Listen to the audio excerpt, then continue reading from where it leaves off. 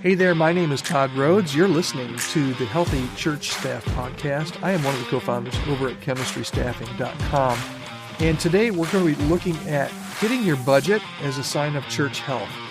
And I think that pre-pandemic, we often talked about butts and budgets. Butts and bucks, right? How many people are sitting in the seats on Sunday mornings and how many dollars were given in the offering. And I think that by many measures, the butts and the bucks kind of measurements have changed. And I think that's a good thing. But what I want to talk about today, and I think we've seen this a little bit coming out of the last 4 years, and maybe some lessons have been learned that kind of expose some of the cracks in the butts and the bucks system. And here's what I want to talk about today. If you're using hitting your budget as a sign of health at your church, that could very well backfire on you, particularly these days. Many times, and here's why, many times your budget is the last thing to fall. In fact, many unhealthy churches have a very robust and a balanced budget.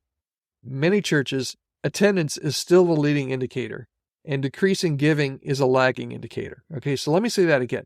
Attendance is a leading indicator, and decreasing giving is a lagging indicator. Now, this has been disrupted a little bit by the pandemic, and a lot of churches are still not back up to where they were attendance-wise, but they're still where they were budget-wise.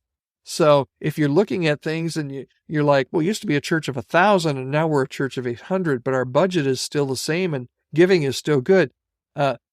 That could be a great thing, but that could also be a lagging indicator. Your budget is a lagging indicator, which means that eventually it's going to come back and get more in line. So in other words, by the time your budget takes a hit, you very well could be on the road to decline. In fact, if your church turns its focus more inward, many times per capita giving actually goes up.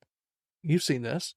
Sam Rayner recently wrote a blog post, and this is what he says. He says, strong giving is masking the underlying issue of an inward focus. Obviously, this trend comes from many other dangers, like how a church can become complacent since the money is there even when the people are not. I'll have to explore these dangers in a future blog post, he says, but realize that a lot of churches would love to have a year in which giving goes up, but it's not always the sign of a healthy church. So inward focus is not a growth engine, at least as far as attendance is concerned. So you just need to beware, because just because things are up and to the right when it comes to budget, that's not a primary indicator of overall health and growth. And we all know that. But giving is one of those things that we look to when other indicators are trending south. You know, before your budget suffers, that things just aren't right and that changes need to be made. At least giving isn't affected should be turned into at least giving isn't affected yet. Okay? So let me say that again. If you find yourself saying, hey, at least giving isn't affected, you should add a yet on the end of it. At least giving isn't affected yet. Giving numbers are a lagging indicator, and that's something to think about. So as you continue to lead your church, look at both the leading indicators, attendance, participation, discipleship. There's a lot of different factors that you can look as leading indicators, but also look at the lagging indicators and just know that if the leading indicators start to suffer, it may take some time. And churches are now starting to see that. Attendance is still down and budgets are down at some churches.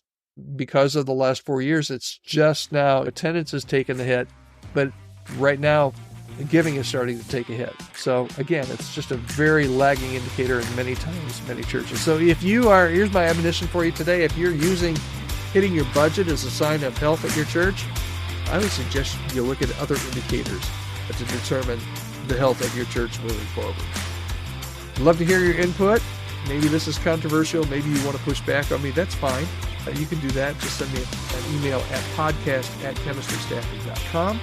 podcast@chemistrystaffing.com. I would love to hear from you. Give me an idea of something you would like to hear on the podcast. I would love to be able to record a podcast specifically around something that you'd like to hear. So talk to you soon. Thanks so much for joining us on the Healthy Church Staff Podcast.